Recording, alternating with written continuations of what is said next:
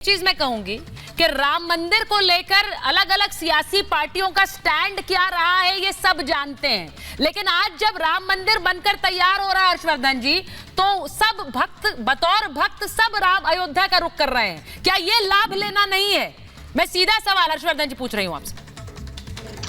सुचेता जी, से पहले तो आपने जब शुरुआत किया और जो कुछ हम लोग सुन रहे हैं कि पहली बार कोई प्रधानमंत्री कृष्ण जन्मभूमि गया।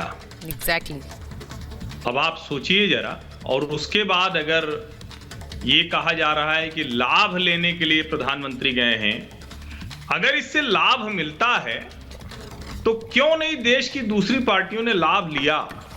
दरअसल इस देश की पार्टियों ने लंबे समय तक एक फर्जी सेकुलरिज्म के चक्कर में, इसमें कोई बुराई नहीं, हिंदू, मुस्लिम, सिख, ईसाई, पारसी या दुनिया के किसी भी हिस्से में पाए जाने वाला अगर एक व्यक्ति भी कोई अपनी आस्था रखता है तो उसको भारत में पूरा सम्मान है। लेकिन जब कोई ये कहता है ना कि भाई यहां जाके वो ख्याल नहीं रख रहे हैं प्रधानमंत्री को बहुत अच्छे से ध्यान दें, प्रधानमंत्री जो है नरेंद्र मोदी वही सामने भी दिखते हैं। ये नहीं होता, और इसीलिए वो मुस्लिम नहीं है इसलिए उन्होंने स्कल कैप पहनने से इनकार कर दिया। इसमें कौन सी बुराई है भाई? क्या किसी मुसलमान नेता को कहा जाएगा कि नहीं आइए आप कृष्ण जी की पूजा करिए? किसी की आस्था हो, किसी की इच्छा हो तो आए।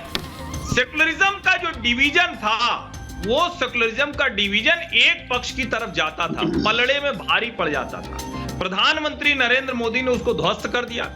राष्ट्रीय स्वयंसेवक संघ की जो सामाजिक चेतना की एक जो कहें उन्होंने आंदोलन चलाया, और जब उन्होंने कहा था तब तो सब कहते थे कि ये सांप्रदायिक है, यानी राम के मंदिर के लिए जो आंदोलन चला है वो सांप्रदायिक है। और आज लोग कह रहे हैं कि कृष्ण जन्मभूमि जा रहे हैं लाभ लेने के लिए।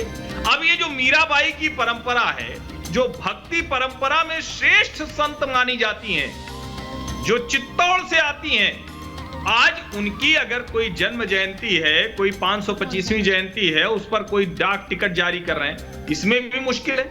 प्रधानमंत्री ये तो प्रचार में रहते हैं या कहीं और रहते हैं। अरे भाई, प्रधानमंत्री का काम ही क्या है? और पीएम तो यही कहते हैं कि मैं 24/7 यही करता हूं, मुझे छुट्टी नहीं लेना। उन नेताओं की दिक्कत दूसरी, जो कुछ कुछ समय बाद कहीं निकल जाते हैं, पता नहीं चलता, अचानक एयरपोर्ट की लाइन में पता चलता है, या कोई नेता जन्मदिन अपना लंदन में मनाता है, अपने कार्यकर्ताओं के साथ नहीं होता है। तो ये संकट है उनके लिए। लेकिन यहाँ के संदर्भ में बहुत स्पष्ट मैं एक बात कह दूं, एक लाइन में बस खत्म करता हूं। कृष्ण जन्मभूमि पर देश के प्रधानमंत्री का जाना, ये देश के हर कृष्ण भक्त के लिए एक भरोसा दिलाना है, एक आश्वासन है कि आपकी आस्था, आपका धर्म वो पूरी तरह से सुरक्षित है। और सबसे बड़ी बात कि इसमें कोई ये नहीं कि हम पीठ पीछे कुछ और कहेंगे, इसका मतलब कतई नहीं है कि दूसरे की आस्था पर हमला करेंगे। लेकिन फर्जी वाला सेकुलरिज्म तो नहीं चलेगा। कोई इसको राजस्थान की राजनीति से जोड़कर देखे, कोई इसको किसी और चीज से जोड़कर देखे, तो उससे क्या फर्क पड़ता है?